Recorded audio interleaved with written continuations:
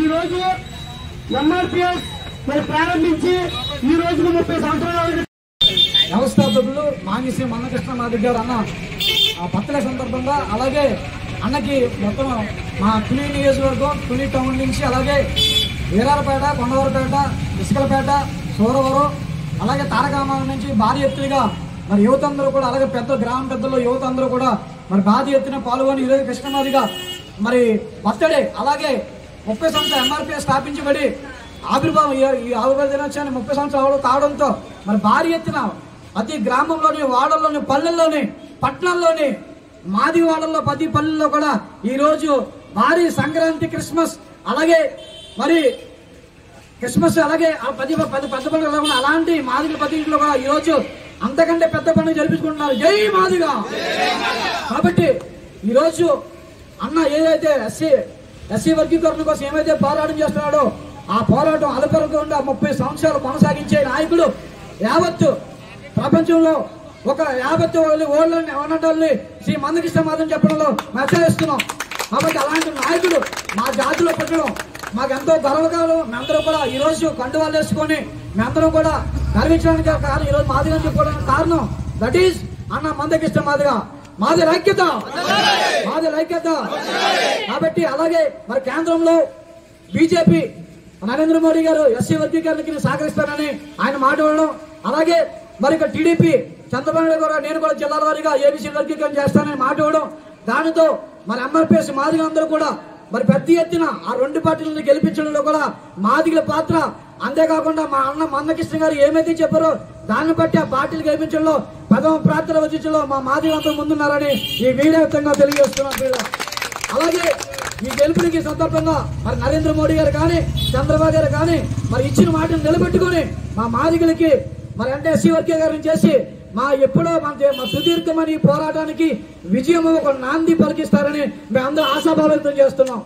కాబట్టి మీ అందరూ కూడా ఈ మీడియా వ్యక్తంగా మీ కోరి మీడియా సోదరులు కానీ అలాగే ఇతర వర్గాలలో ఎవరైతే ఉన్నారో ప్రతి సోదరులు కూడా మాకు ఎస్సీ వర్గీకరణకి ఎవరైతే కేంద్రంలో కానీ ఇక్కడ మరి స్టేట్ లో కానీ ఉన్న మంత్రులందరూ కూడా ఎస్సీ వర్గీకరణకి మీరు కూడా మీ ఎంత సహకారం అందించారని ఎంఆర్పిఎస్ ప్రధాన డిమాండ్ చేస్తున్నాం.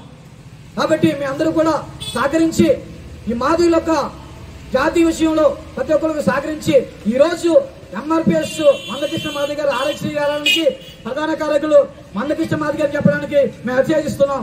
అలాగే ఈ రోజు వికలాంగులకి 3000 నుంచి 6000 పెన్షన్లు రావడానికి పోరాటం చేసిన మొట్టమొదటి వ్యక్తి ఈ ప్రపంచంలో లేకపోతే ఈ దేశంలో ఈ రాష్ట్రంలో ఎవరున్నారంటే ఈ రోజు అదేవిధంగా మరి 1994లో మొదలుపెట్టినటువంటి ఎంఆర్పిఎస్ 20 మందితో మొదలుపెట్టిన ఎంఆర్పిఎస్ ఈ రోజు దేశవ్యాప్తంగా అనేక మందిని సాధించుకోగలిగింది.